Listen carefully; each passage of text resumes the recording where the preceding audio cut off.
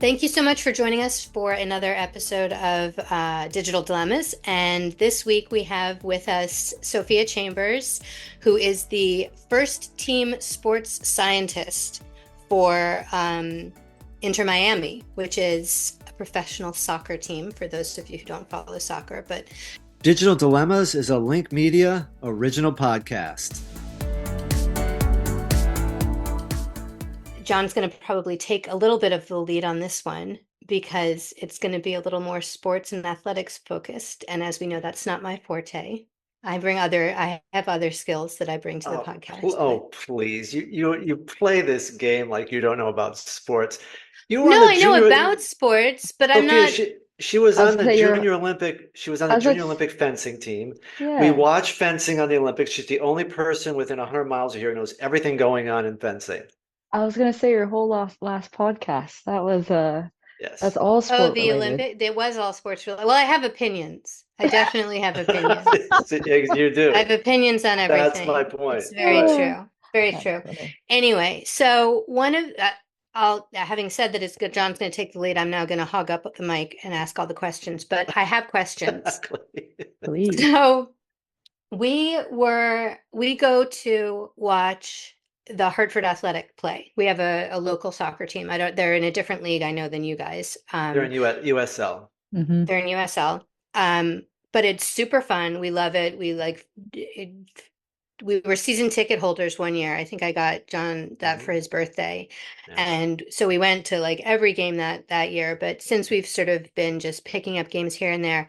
But one thing that I noticed is that they all wear this like thing underneath their uniform, underneath their like It's jersey. like a sports bra. Yeah, Yeah, yeah, it's like yeah. a sports a man's ear, but you know, That's brilliant. sporty. That's brilliant. Um, and is that do all of the soccer players wear that? And is that a place? I guess I want to start with the technology. Is that somewhere that you get your data? So that is my main piece of work. If I didn't have that, I don't know if I'd be employed. No. But that's the piece of the bra that houses the GPS unit. So for me, that is the backbone of my work. So I that's my main role in the mornings is turning them on, making sure they function properly, collect data, and then I put the little GPS unit in those little bras, and that's where they wear it in between their scapula, just because that's or their scapula, excuse me, that's where it's probably like the most that is the most accurate, just all the research studies, and it has the less amount of gyration. So that little thing has like an accelerometer, a gyroscope, and I can never pronounce this right, like a micromometer. It's like it does all the different spatial awareness, so like X cells your D cells your distances, and uses like this thing. It's getting super nerdy and sciencey, but triangulation to them with the satellites in the sky, to then pinpoint their Wow. location and movement. So it's pretty cool. That little piece of hardware that's what keeps me in a job. That is So really cool. Amber, before we go further, because I want to add on to this as we go over the next hour. Sophie, could you share with us um, your background? Like, I think it's important for people to know how you got here. Like, you Yeah. played sport. Tell us about your collegiate experience and then what you went to school for. And what does it take to get to a place like this in your career? Yeah, I had a pretty unique path because I am one of those where I'm always dead set on what I know I wanted to do. And this is actually probably the first time where I went in a direction where I didn't really know and had to do and be a part of a bunch of different experiences. So growing up, I played club soccer my entire life. I was fortunate enough to play like the Olympic development program and regional team and all that, where I became super close with a bunch of other athletes, and um, through that path was able to then get recruited, and then I played all 4 years at the University of Oregon. And then actually at University of Oregon, we were pretty much a leading collegiate program or organization in sports science at the time with our Mhm. football team because they're so big. So we had a whole performance center built while I was there. The Marcus Mariota, I think it's like performance department, performance center. And we had force plates, we had timing gates, we had motion capture, we had everything under the sun, sports science related. And I remember yawning. Wow. I remember getting to Mhm. use it all preseason for preseason testing. And it was stuff that was never really used or introduced, especially in the female side. And I found it super interesting. I always like to inquire with, we had a high performance director, sports scientist at the time, who's now actually one of the lead, he's like lead physiologist for international NBA data. So Wow. he's awesome. He's probably one of my first mentors. So he was great, would always disseminate the information to me and then explain what it all meant, why we collected it. And I got to wear the GPS units and the heart rates back then. So that was my first probably exposure to it in college and always understanding like how much we ran, why it was important, and then kind of using, I was a pre-med major at the time, so it's human physiology and I minored in chemistry. So I was able to then use all that um, what's called exercise physiology to Right. then also translate, okay, at what stages during energy expenditure with certain thresholds and distances and velocities, how does that equate to muscle metabolism? How does that equate to, or even environmental phys with the heat exposure? How does all that basically intertwine, if you will? And I found that so fascinating. But yeah, I was like, you know what? I told myself I'm pre-med, I want to be a doctor. That's what I'm doing. So I thought it was all super interesting and cool, but didn't really, I was pretty much closed-minded, if you will. So then graduation occurs. I tell myself I'm going to take the MCAT. I started studying for the MCAT, paid for all the courses, met with friends who had taken the MCAT and were in medical school or applying at the time. And it was about 2 to 3 months out, and I had to sit my parents down. I'll never forget this because I've always been a person of my word, driven, and if I say I'm going to do something, I'm going to do it. Um, and I remember at the, specifically what restaurant we we're at and everything, telling my parents like, "Hey, I don't think this is for me anymore. I love med, I love physiology. I think I only wanted to be a sports physician because I wanted to work in a professional environment with a sport team, but still incorporate soccer as well as the medical physiology side of things. But I don't think this is my true calling." And my parents, I'll never forget, were just like, thank God, because we're all stressed. Um, That's That's and funny. awesome. Were you it was nervous a little bit? oh, Talk. I was hysterically crying. Yeah. Yeah, I never have, because my parents would, my dad would always be like, "Hey, yeah, this is my Sophia, she wants to be a doctor." So everyone knew me as Sophia who wanted to be a doctor, and that just added Right. so much pressure to the plate. But yeah, so then decided to completely change my path, had no idea what I wanted to do. I ended up getting an accounting clerk job at my mom's low income housing company that she works at. Was an accounting clerk for about a year and a half at the same company my mom worked at. COVID hit. And then at the same time, I had suffered about 10 diagnosed concussions during my collegiate career. Really? So yeah, so my senior year of college, believe it or not, the doctor, I'll never forget, end of my junior season was like, "Hey, like we need to medically retire you. You can't play anymore. This is a liability. If you want to be a doctor, your brain function is probably much more important than hitting 10 more balls in your life." And Right. so it was a really tough decision. And that was a lot of pressure also going into my senior year. I was fortunate enough that I had to establish an amazing relationship with the UCLA Brain Sport. It's basically the sport concussion leading research group of the United States. And I had become very friendly with them, had seen them multiple times due to my concussions, and I had a great rapport. So my doctor agreed that if I get cleared by my neurologist back in LA, that I would be okay to play my senior year. And I did. I was cleared. I ended up doing like an 8 hour neuropsychological exam, very thorough MRI imaging. And basically, they deemed my brain function as completely or normal, if not superior than the average. So they're like, "Hey, you're good to go. Just avoid trying to head the ball in your senior year." So positionally had to change. Wow. I would swap with my center forward on long balls or any type of free kick, goal punts, anything like that to try to avoid heading the ball. Um, so I established that relationship, and on my last visit going into my senior year, they said, "Hey, like when you're done and before you go to med school, if you want an internship in our department, in our program, you're more than welcome to." So I actually, Mm. after I finished college, I actually went back and I was interning at the brain sport program, Steve Tisch brain Wow. sport program at UCLA. And I was able to then also work with the athletic department. So I got to do all their baseline concussion testing. I got to work with data. I got to, excuse me, implement pilot a mouthpiece project that we basically created customized mouthpieces that had a gyroscope and an accelerometer in it.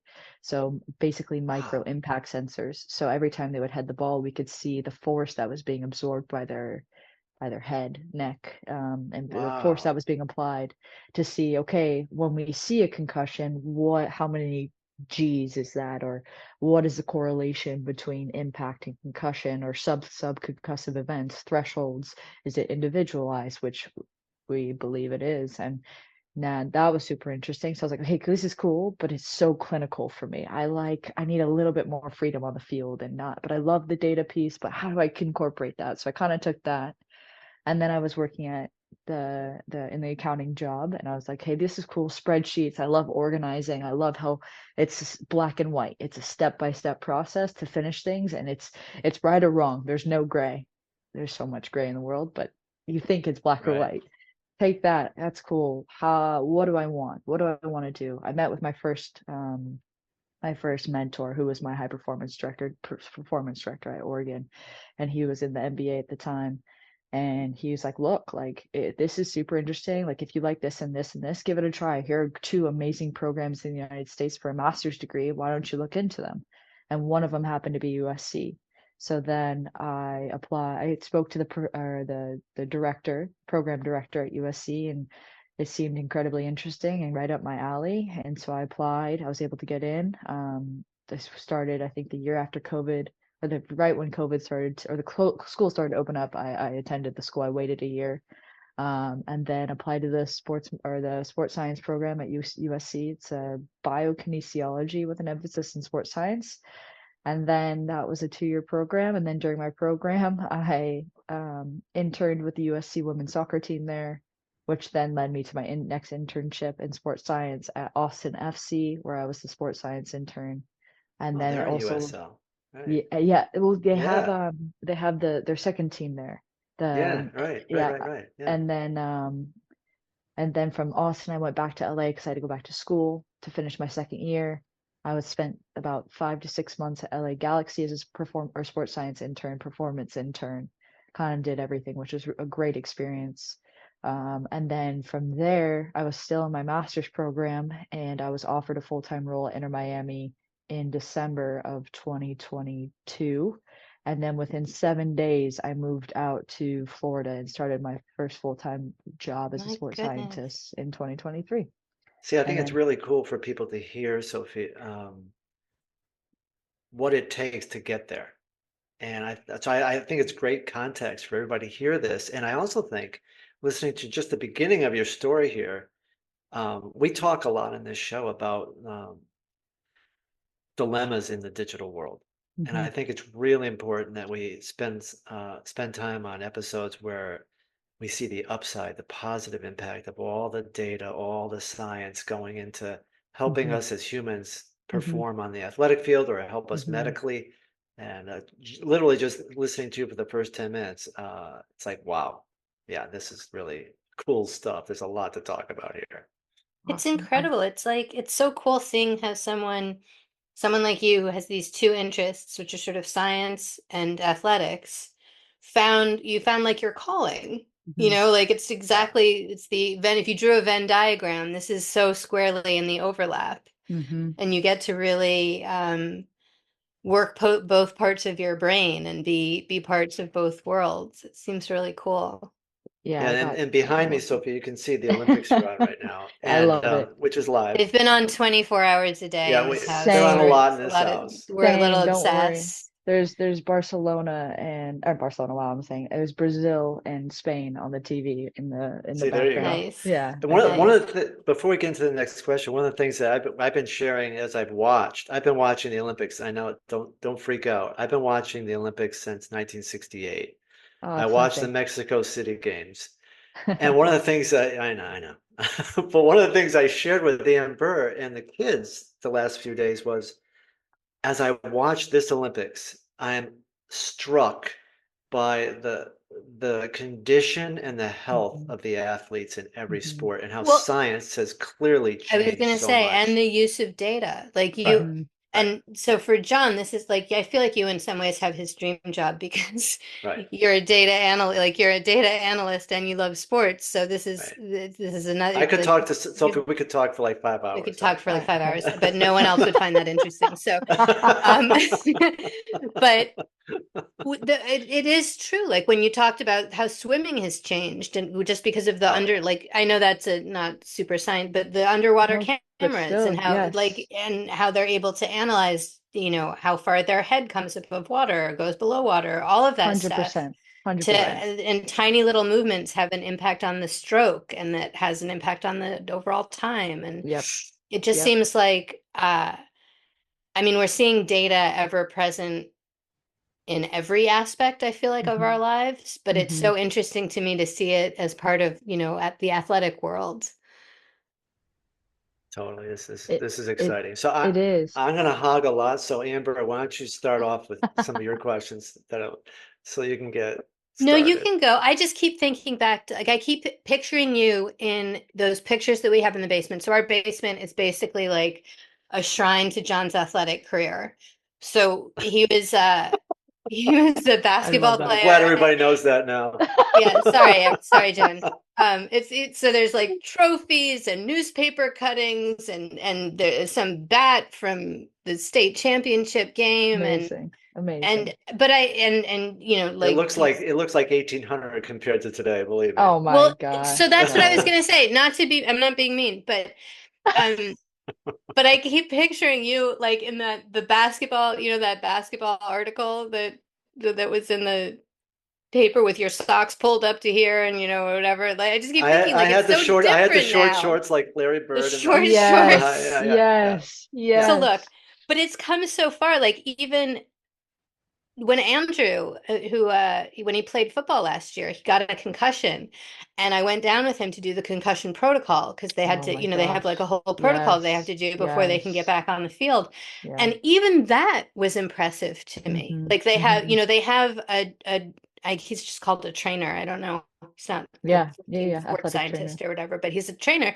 And he has this whole, and it wasn't just like, like it wasn't some DUI test, like walk a straight. Yeah, it was Yeah, it was like very sophisticated. yeah. And it just even in my lifetime, I think we've seen the difference that 100%. that technology and data has brought to 100%. athletics. I mean, even when I sustained my first concussion, I want to say it was sophomore year of high school, and I got elbowed behind the play. Wasn't even involved in the play. The girl turned around, looked at me, and just elbowed me straight in the face.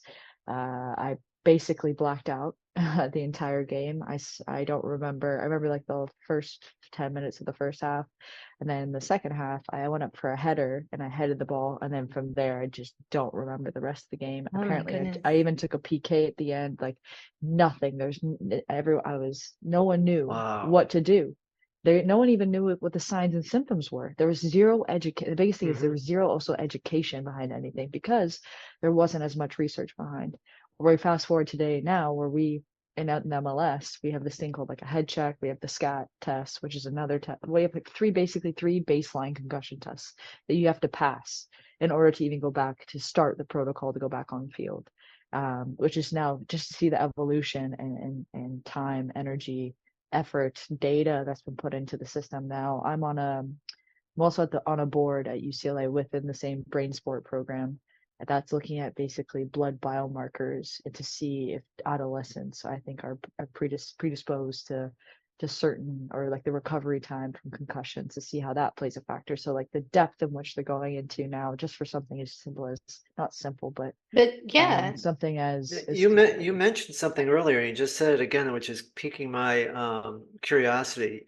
You mentioned that you may be starting to find out that concussions are personal. They're personalized. They're different for every human hmm being. Or hmm can you elaborate on that for me? Because that's interesting. I never heard that before.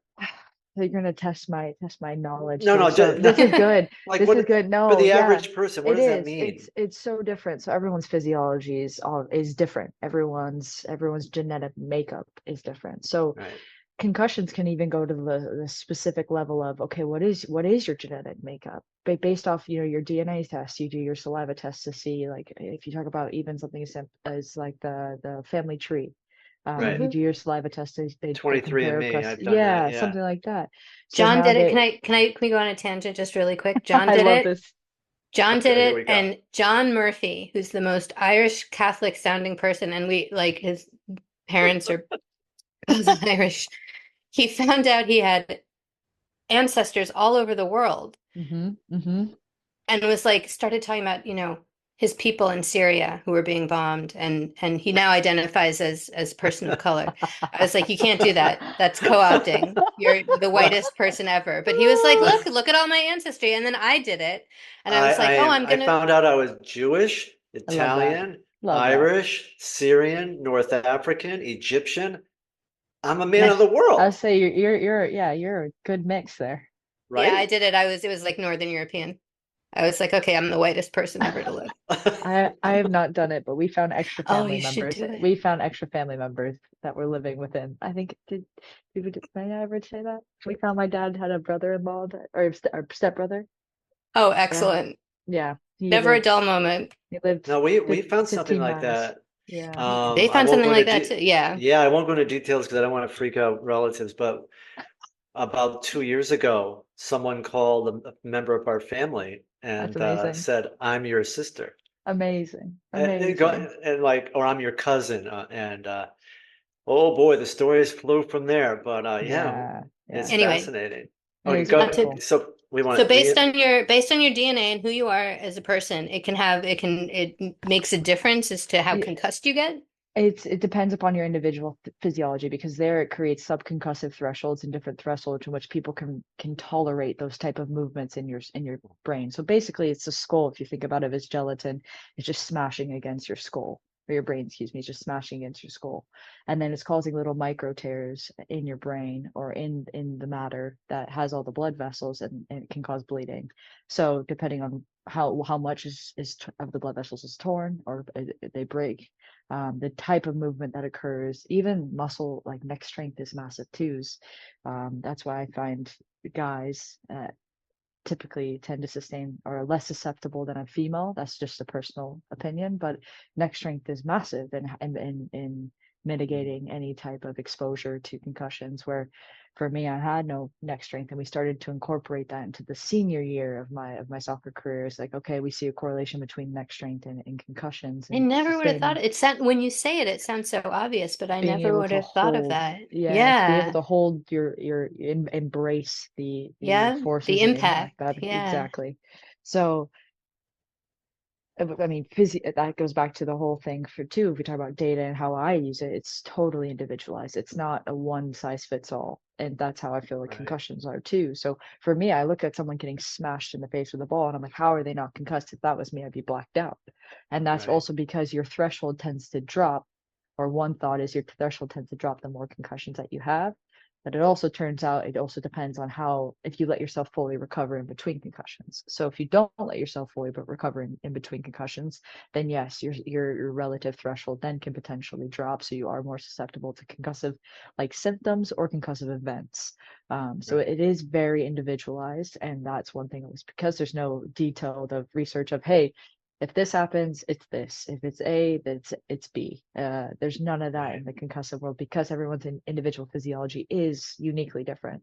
And I Um, think that's really important to share that statement alone. Everybody's uniquely different because mhm, when I played sports, it was like, get your butt off the ground or get out mhm. there Walk because it off, sugar britches. Yeah, right, yeah, because Charlie recovered from yeah, his knee problem in 2 weeks. Why is yeah, it taking you 3 weeks? I think it's really yeah, important.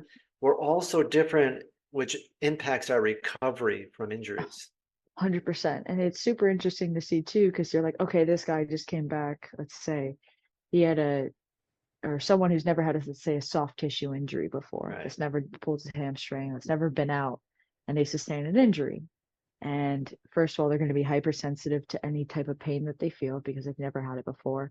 And then if they don't fully recover it, there's some type of compensation that could happen biomechanically. And then that could lead to a further injury down the line. And they're like, okay, this person's gone from no injuries and now is consistently getting hurt or is consistently having Isn't new that problems. interesting? So it's always, yeah, it's always managing too, is okay, how can we use even like objective data to then quantify the type of change or what's truly happening, and then how do we compensate or how do we fix it on on a biomechanical side, a physiology side, an aerobic Okay, conditioning side. So, So much to get. Sorry, so I have a it's question. yeah. Sorry, John, but you told me is, to get my questions yeah, in. go ahead. This is my last one. Go, This is go my last ahead. one.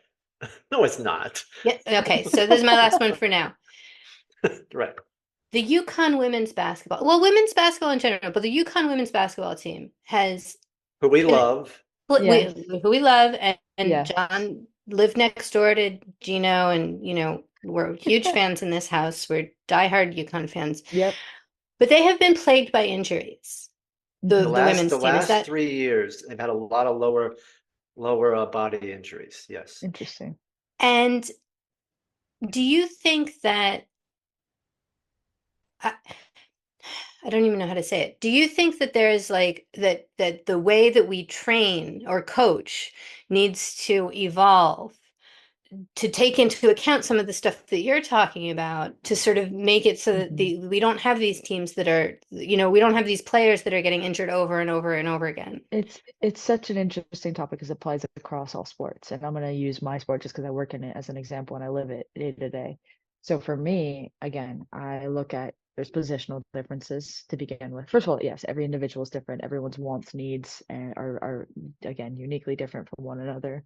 Then there's positional differences. So everyone's not going to be doing the same. If I have my outside back who runs 10 kilometers in a game and he does 1200 meters of high speed running, and my center forward does 8.5 kilometers and does 300 meters, or so my center back does 300 meters of high speed running, I'm not going to have them in training run the same aerobic conditioning as each other. One, because he's never going to hit this in a game, our center back, and two, he's never, I mean, yes, you have to have that preseason loadings to then make this robustness to that can carry them through the season. But I'm not going to expose our players to specific exposures or specific events or specific running conditionings that are not applicable to them necessarily, or not applicable to who their personal profile is. So we talk about this too. We have our race cars, we have our hybrids, and we have our old car that can just go forever, the little engine that could. So we have our fast explosive players, we have our players who can aerobically just go, and then we have our endurance athletes that can run forever, just not able to reach the fastest speed. So how do we tailor to them? And then based off the data, how do I care for each player? I work in an environment now where there is room to individualize, and we try our best to, but we also have to work within the confinements of what the head coach wants or the tactical purpose of the training, and then be proactive either prior to training or post training. Okay, hey, this guy needs a little bit more running at the end of session. How can we top him up? Pre-training, pre-session planning. Hey, this guy's really high on these X, Y, and Z loads. Maybe it's possible to take a rep off of him or switch with someone in between, or maybe he does this a little bit differently. How can we manipulate parts of training to better fit the individual? And I find So it it too. seems like, oh, sorry, go on. No, I no, find it no, no. too. Go ahead. I was just gonna say, it seems like the days of like, and I know I'm oversimplifying it, but like everybody give me 50 laps and hit the Yeah, showers, like yeah. it's sort of evolved past that. In some environments, for sure, because it depends. Again, it always depends on the staff. There's staff that are Right. super old school that are like, I played my whole life and I played pro. Why I'm do I? fine. Yeah, Yeah. I'm fine. Why do I have to listen? So it's really important to build those relationships right when you walk through the door, to be able to establish that trust, because without That's where I was that, going to go. my Yeah. job means nothing without trust. And for me, one example of building trust is, I know this player's injury history, which also leads back into, like, we talk about genetic testing and stuff like that. There's this new company that tests the individual, everything, runs it through a full panel, and it tells you one of the markers, blood biomarker, like the blood biomarkers is whether they are susceptible to soft tissue injuries or not. And so this was Wow. before the testing. And I went up to him, I said, hey, look, this guy's played X amount of games in, like, we talk about density. So we have volume, intensity, and density are our three big markers in sports science. And his density was high. The fixture congestion was probably like 9 games in 28 days, something crazy. And he'd played 90 plus minutes, accumulated incredibly massive load acutely in that month. If you look at chronically, just didn't have the loading to sustain that. And I'm like, hey, this has happened before. If you start, I would advise not playing him next game. I know you have to do what you have to do, but I would say if we start him, he plays X amount of minutes, he might come up with a soft tissue injury just based off of also his medical past and medical history. Okay, thank you. Didn't listen, and then boom, hamstring the next game, and they're like, oh, so like we should have listened to you. Could have been really lucky, but it's just, again, it helps inform decision making. Whether it's right or not, I could fail, but at the same token, I'm here to protect the players as well and have the team's best interest at heart. And I understand playing them 90 minutes is probably very important to win the game, but also you want them to last the season. So from then, that was a really big pivotal moment for me, and was like, okay, hey, I think she knows what she's kind of talking about. And we talk about faking it till you make it. So it's like, hey, yeah, sure. So, but honestly, since then, it's been great. I've had a really good relationship with the staff where they then value the feedback that I give. And it's just my job also to give them the feedback, whether they do with it or whatever they do with it or not. That's on them, but at least I'm able to give it. So they've created that space. That's awesome.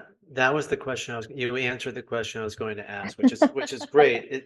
The relationship between you and your team and the coaching staff and the players, Mhm. and so you answered it, and that's what I was curious about, because I know that across all sports, different organizations, different coaches, different coaching staffs probably have different opinions depending on their age, their background, 100%. their history, whether to trust people like you yet or not. Mhm. Mhm. And I think as the years go by, it'll be more normal and mainstream. But I'm sure right now there's some old school coaches they're curious about what you have to say, but then they're old school. Yeah, And exactly. I really enjoyed hearing that story about how it's evolving, especially in your situation. That's really interesting.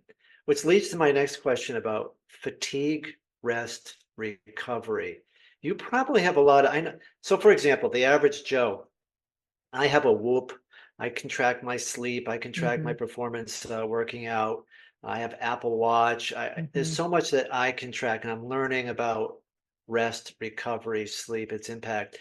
Do you have the players using any devices after, in between games, where you're tracking sleep or nutrition or anything that would help feed you information?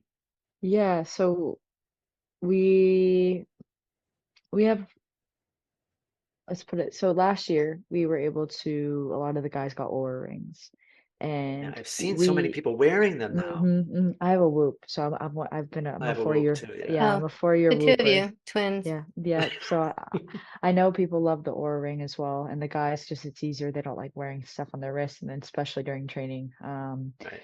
So a lot of the guys use that, but in all honesty, we talk about trust. So I've built great relationships with the boys where I'm able to have honest conversations with them about, one, how they're feeling, two, what they did in their personal life, or maybe they don't want to, nothing physical has happened where they're doing outside training, where I know some of the guys, they work with other people in the afternoon, and they're like, I'll have a conversation with them and I'll be like, hey, like, what are you doing? And they're like, oh, we're doing this and this.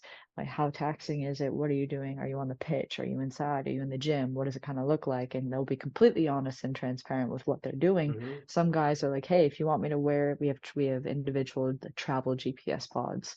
And I was like, hey, do you want to throw one in for a session just so we know what your session kind of looks like, and we can kind of factor in that loading. Then for the next day, when I see you in less than 12 hours after that session, kind of have an idea of what your recovery kind of looks like. If you don't have a Whoop, if you don't have an Aura ring, if you don't Right. track anything, we can have some type of more, again, mechanical load that has been put on your body, kind of see where that goes. Some guys, they'll show me on the app their actual Aura data or their Whoop data. We had Wow. actually one athlete who joined our performance Whoop group on our phone, so you could see live what his data was. He didn't care.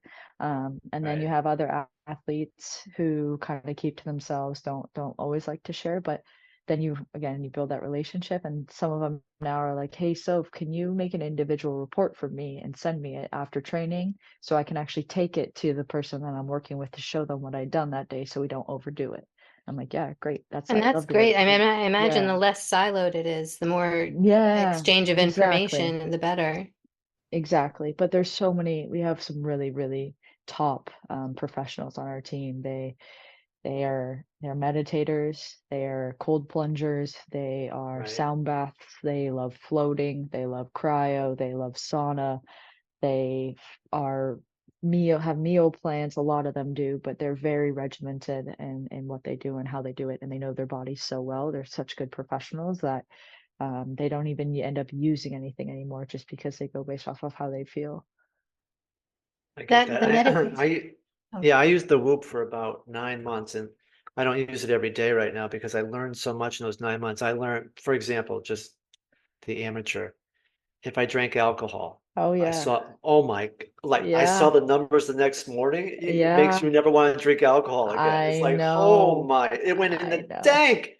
It Or if does. you, Did you if I don't, go ahead. What? Oh no, say did you journal at all? Did you journal your Yeah, yeah. I okay, would write yeah. down what I ate and what I did the day before. Then I would get up the next morning and see my rest and recovery numbers. And I'm like, oh my, look at Amber. She's like, no fun, John. No fun, John. No, much I'm less in of the three drink John, I will say. That's funny. That's me too. I'm Yeah. like, no, I'm in the green the past 4 days. I am not waking up in the yellow. Don't let me do it. It's not happening. That's what That's happens. I so get too funny. That's competitive. totally I what get John, too competitive. that's what happens to John. I know. I texted my friend in New Jersey, New York City, who he got me into the Whoop and he trains too. And I text him, I go, I'm in the red. I'm like a big loser. I mean, I'm in the red. He goes, don't worry, being in the red is okay for every now and then. You're learning. Yeah. Don't panic. Yeah, yeah. That's all of us. That's like our Whoop group, and then my entire family has one as well. So Oh, my mom, that's my so dad, funny. Right, and right. we'll send screenshots of, oh hey, look at my strain today, and I'll be like, okay, look at my strain today, and then my dad will be like, okay, fine, look at my strain today. We're like, oh my God, we're not competitive at all. It's fine. No, not It's at fine. all. Not at all. I don't have to worry about competing with Amber because she doesn't play this game, so I'm it like, keeps me no. safe. Yeah, I don't have no, to. there you go. Yeah, I don't have What to did I worry say about about it. the whoop would be like your recovery? What does it say when you sit on the couch and do nothing? That you have good recovery? Yeah, her recovery. I was like, I'd Sophie, be good at that. her recovery would always be like off the charts green.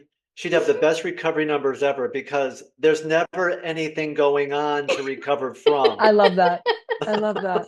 No one ever got hurt sitting on the couch watching Hey, some TV. I'm just saying.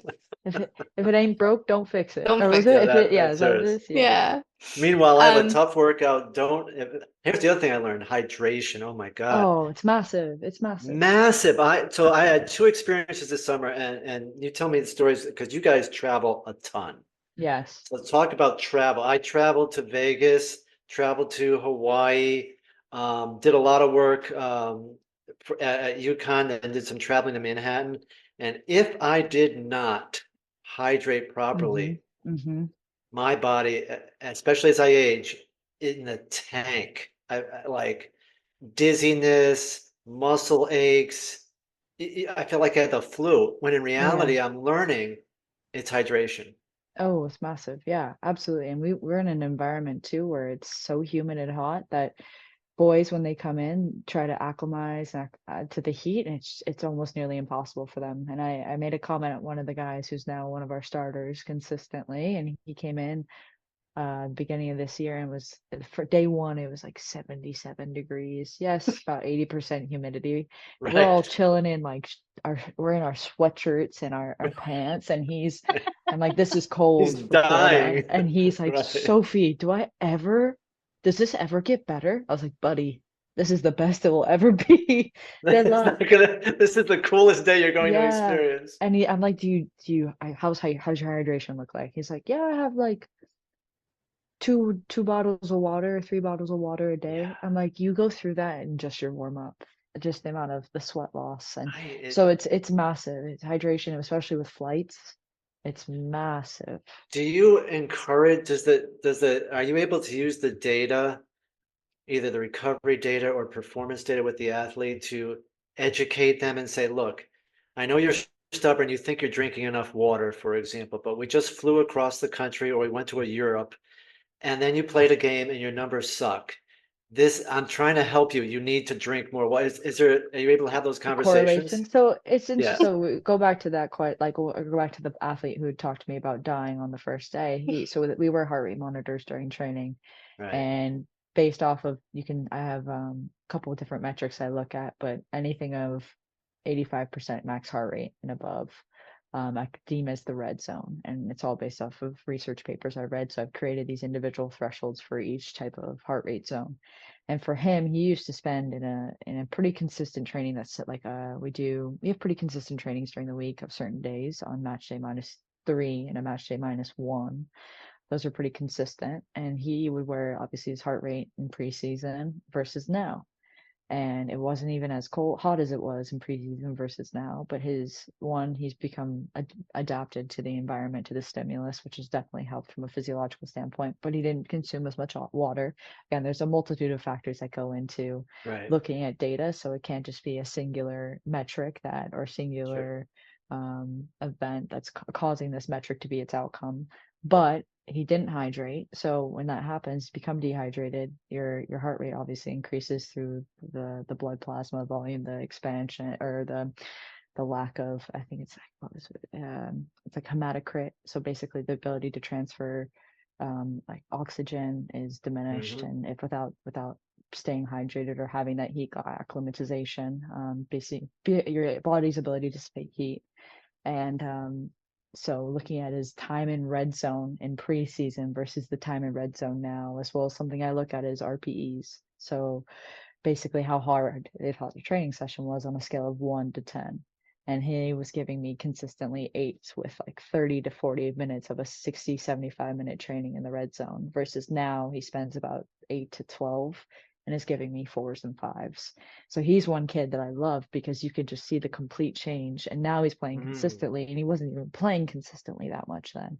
And being able to see his change in nutrition, his change in adaptation habits, or now we use cold vests, ice vests. We use them Do they use post them during train. the game or as recovery?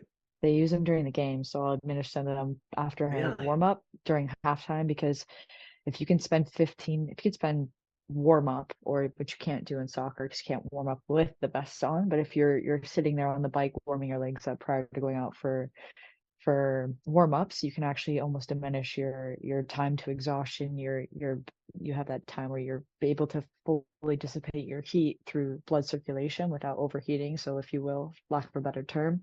But Yeah. if you wear that cold vest, it drops your core temperature for a little bit longer, so you're able to sustain that workload without hitting that maximal Wow. That basically. is fascinating. That's Yeah, really so cool. the science behind that. And then we use that for halftime as well. So the boys will jump in the ice vest at halftime to cool their core body temperature down to then help dissipate their heat and help facilitate recovery. But then that one kid also Wow. uses it during training. So post training, I'll try and slip it on him. Or if we have a break, there's the other day we had these crazy small-sided games and the guys were dying in between. It was so hot out that day, so humid, to throw the ice vest on, and then they're able to basically cool their core temperature and recover a little bit quicker. And then adding the hydration and the electrolytes in the hydration are massive. Right. What do you We think had, of go what's ahead. that thing you do, the infrared sauna? Infrared sauna, I do infrared sauna. I love those. that thing's amazing. If I wish I had access to one, I don't. The boys do. They go. I know some of them go, but going 4 times a day, or 4 times a day, 4 times a week, excuse me, 30 Yeah. minutes a day. It Really? also Yeah. can help. You don't have access to one? No, we don't. We don't have one in our facility. It's very uncommon. A Oh, lot because of the you're in guys have Florida? connections. Well, we live in a sauna, so Right, Yeah. it's right. free for us. No, but a lot of the other teams, they have like cryo chambers or cold tubs, which we have cold tubs or hot tub. Even even getting in the hot bath is a great exposure too. So the sauna is great. The studies have shown that if you go 30 minutes, like 4 times a week, you can minimize any cardiovascular disease by about 75%, Oh which is my something I heard God. recently. I just listened to a podcast of a former professor of mine who was actually on a podcast for with one of the top sports scientists, and he was talking about heat acclimatization and getting even in a warm bath for 15 minutes is almost similar and Wow. equivalent to getting in a sauna, just to get yourself into that feeling. I love because growing up I disliked the regular old-fashioned saunas. They made me uncomfortable. They were so hot and humid. And I got into the infrared sauna a year ago and I just loved it. Yeah, And it made it I sleep better, I'm healthier, I can feel yeah, the difference. Yeah. absolutely, absolutely. I Physiologically efficient. yeah, I love this conversation. All right, next question I have. I'll jump into a little bit of a tangent with technology. Do you see in your field, um, are you experiencing or have you experimented with the use of AI yet? Ooh. So it'll be interesting. So for me, I'm not gonna lie, I use ChatGPT for some things. Oh, don't apologize. I use AI every day. I create I create reports for all the data that I use, and sometimes I don't have the coding experience. I don't have the coding background. I've taken one MATLAB, which is a coding course in my graduate degree. Um, and I am not the best at coding, and ChatGPT is fantastic at coding. So I will Right. just basically type the exact table, the metrics that I want, and what I want to do with them, and it spits out this massive, almost R-like code that I can copy and paste into the back end of my Power BI reports that will then create a column or a metric, custom metric that I need creating. So that's one thing that's massive. Beautiful. So And it's saving you then time with grunt work that you're not the best at. exactly. So it gives you time to do what you do well. Yes, exactly. I can don't have to be the complete behind the computer for 45 minutes to then Right, right. decipher the information to tell the coaches or individuals. But there's also other technology that I'm hoping to get my hands on at the end of the year. We'll see how it happens, but or see what happens. There's also or AI being put into I met with a company that's actually just doing this now, is the GPS units themselves will have an AI chip in the Hmm. pod. So Right. one, it could start to learn your running like your algorithm for running, so you can start to compute if there's something abnormal in your running biomechanics. An AI Which is chip, indicative of a potential injury about to occur because you're compensating for something? it could be, Could yeah, be, that could right. be one thing exactly. So it gives you a red flag of, hey, there's a change in biomechanics. So the way that the pod is, this also comes down to making sure that, like, from being a science nerd, you have to make sure the pod's exactly put in the unit, or the unit's put into the vest every day the same way. If it's flipped backwards or upside down, that could also change the algorithm, because then the unit's flipped X and Y Z, like the planes are flipped. Right, So you have to be right. very specific with how you do everything then moving forward. But that is a unique feature. And then also it could then identify what the person's doing in the drill. So maybe it can start to cut drills individually for you, because it knows the start and stop Oh, of the drills. wow. So you don't have to manually sit on your iPad and cut the drills live. That maybe it can do it for you on the back end. Right. So it's starting to be incorporated for sure. Or on Power BI, there's I think a new AI feature where you could say, hey, can you summarize this page for me, this data? Give me the key points. Like what's screaming at you from this data? And it will say, hey, this person achieved 67% game load and sprint distance, and typically does only 20% on a match day -3, something to be aware of. So it will automatically do all the basically the sports science job for you. We joke in the office, it's just a matter of time before I get replaced by AI and the sports science position No, you doesn't won't. But you exist. No, won't. no, you won't. No, you And won't. one of the reasons I thought of that at the beginning of this show, because when you said, and somebody, our last guest that we had on, who I can't remember her name, Sam. Sam. Um, she's a recruiter, so it's something totally different. But she talked about how important relationships are in what she does, and Yeah, I feel like the same thing is true of you. Like, you talk about the relationship that you have with the players and the relationship that you have with the coaches, and that's something that can't be replaced. Yeah, what I'm learning, Sophie, and now that I used to be in IT for 30 years, now I teach the last 7 or 8 years. What I'm learning about AI, because I teach AI ethics and digital ethics at UConn, I'm, I'm always concerned about the ethical, creation and Hmm. use of it. Hmm. That's always there for me, but I see the positive side of it as long as the ethics are there, in the sense that it's doing all the grunt work that I don't want to do. 100%. And it allows me to spend more time and energy with the student. Yep, exactly. And that's the value of it, because if I get fatigued from creating PowerPoints and creating lectures and doing 7 levels of research, by the time I get in the classroom, I'm already fatigued, and that limits the amount of energy I will have to devote to a student. Yeah. Now, Yeah. if I can come into the classroom with much more energy, because now I'm there for them. I'm there to hear them, listen to them, change the way I teach to make it more critical thinking and interactive. Now I can be more John Murphy, more human. So I see AI as doing the things I don't really want to do anymore. Yeah, And absolutely. and it allows the Sophies of the world, Sophie, go be Sophie and talk to the coach more, talk to the players more, educate them, develop relationships so you can help them be better athletes, Yeah. help the team win more. So it's never going to replace you as a human being creative. That's how I see it anyway. Yeah.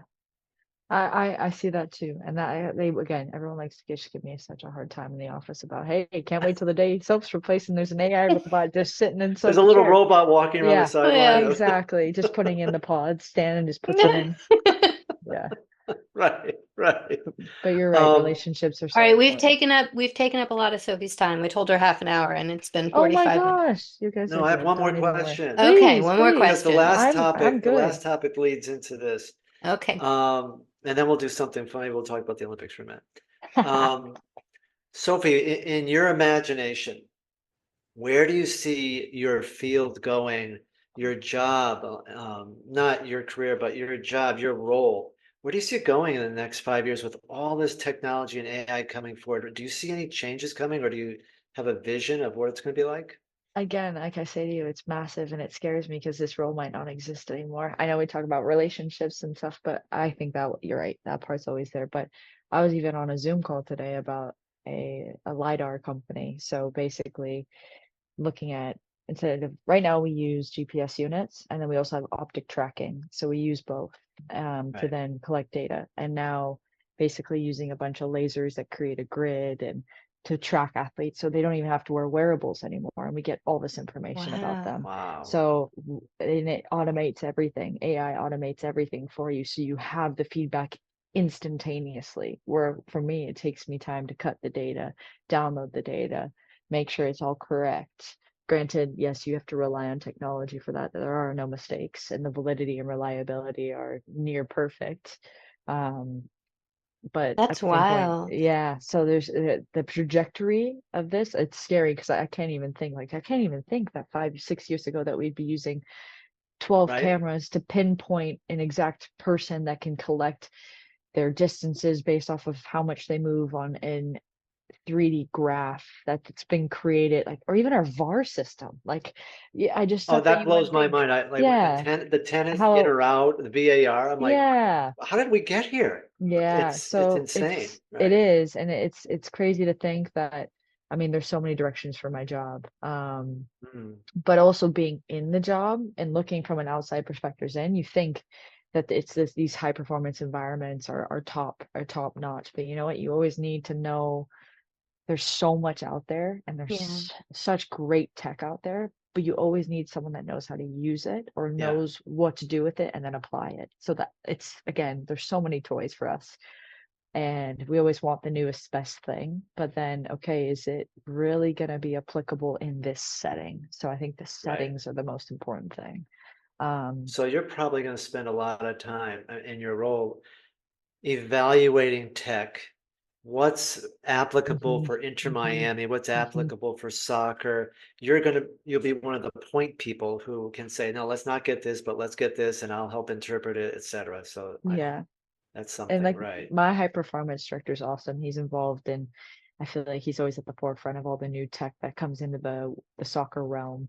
And he's one too. It's now combining video analysis with tactical technical pieces with the GPS metrics, and then also incorporating it's a biomechanical skeleton now of each of the individual in the training session. And then on top of that, the same company also had I used or this season we're collecting I'm doing blood biomarkers on the athletes as well. So I'll finger prick them to actually see the recovery trajectory, to collect the little blood sample and then throwing that into the mix of the data pool to be able to, there's this one AI system that takes all that information and basically Right. spits out this individual. And to then see that be fully created would be incredibly interesting, where it can now create these online profiles of individual athletes that you're like, That's how, crazy. yeah. It's an interesting time to be alive. Do you see any difference between old school athletes? I know we can't talk about specific players like Mr. Messi or Mr. Suarez or whatever. However, in general, do you see a difference between the acceptance of technology between players who are in their 30s and players who are in their younger 20s? Yeah, it's super interesting it's been it's been cool to watch in the background a little bit. Mm, So I'm very fortunate. All of our boys, everyone on the team wears the GPS unit. So I'm very, very lucky that I've gotten and received the compliance from that. But that also comes from understand or having to teach them why we use it, and once right. they understand and if you get to ask questions a little bit, it's cool to see them engage and ask like, hey, so where are my numbers? I had Suarez come up, he comes up to me in the middle of the game during halftime, be like, Sophie, what do my numbers look like? And I'm like, Really? whoa, yeah. I mean, I don't know if he's like that before, but he in the halftime last game he played, he's like, That's so cool. what do my numbers look like? Can I see the iPad? Because I go live during the game so I can look. And then I give feedback to the nutritionist who sits next to me. She goes and supplements them, but dependent upon where they are in the game. That's Um, awesome. That's yeah, so really cool. it's really neat. I wish I She's had one of those amazing. people with me when I work out. Yeah, me too. Me too. Me too. I just like I'm not working hard enough. John Murphy at the gym with his team of people. Hey, I I got like to you. have a team around me. I love it. I You have an love it. entourage.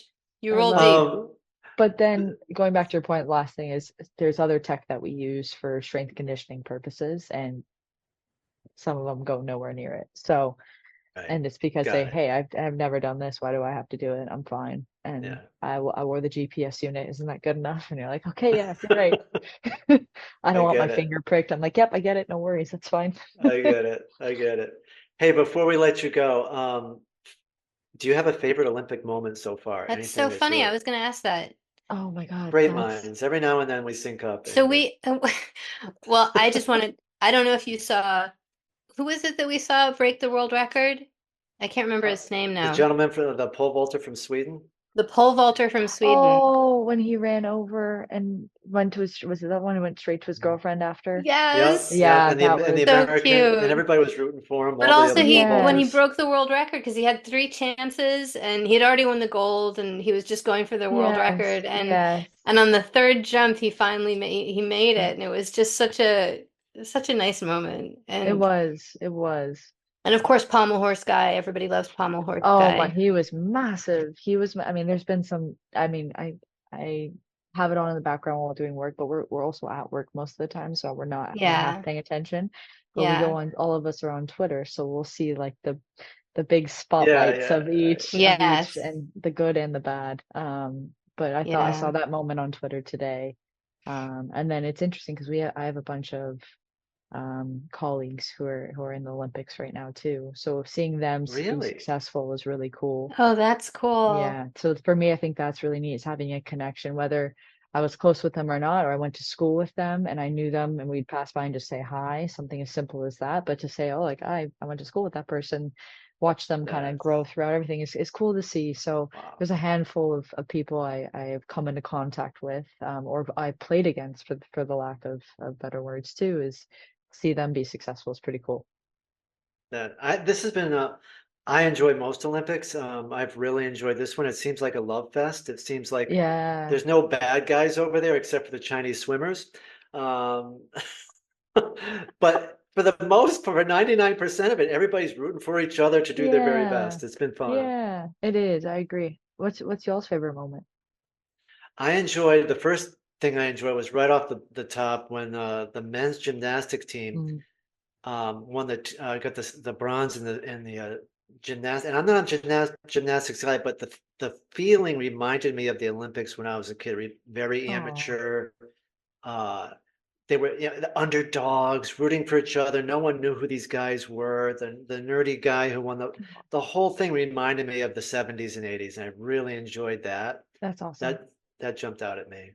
And then I liked the uh, Brazilian girl winning the gold in the individual Oh, yeah, gymnastics. She really yeah. did. She deserved it. Is that when loved they all I, her. bowed to her too yeah, for when the the photo? That Simone was cool. and I can't remember the and Jordan or I can't. Yeah, bowed Yeah. down to Yeah, her. that was And Yeah, I cool love too. the French swimmer who is being coached by Michael Phelps's yeah. coach. Oh, He's been fantastic. It's so those moments jump out at me, and now we're starting to get into track and field, so there'll be more to yeah. come. I've really Yes. enjoyed watching these athletes. This is what got me thinking: the swimming and the track and field athletes with technology. Every athlete, even if they come in last place, they Hmm. all look like the best versions of themselves, which Yeah. is they're stunningly in tremendous condition, and they're all performing Yeah. at a high level. Yeah. It's just jumped off at me how great these athletes are right now. Yeah. I agree. I agree. All right. Well, Sophie, thank you so much for joining us, and Thank you for thank having me. Of course. Thank everybody for listening. And again, if you have any questions or suggestions for either topics or guests, feel free to drop us a line at digitaldilemmas@lenk.media. And we will see you next week. Thank you so much. Thanks, Sophia. This has been great. I can't wait to have you on again. Oh, thank you. I appreciate it. I'm shocked you want me back. Oh, Of we course. will want you back. Yeah. All right, Digital Dilemma fans, that wraps up another episode. Thanks for tuning in and navigating our tech world with us. Please rate us and leave a review. And if you enjoyed it, tune in next time. We'd also love it if you would send us any questions or suggest guests via email. Thanks so much for listening, and we will see you next week. Digital Dilemmas is a Link Media original podcast.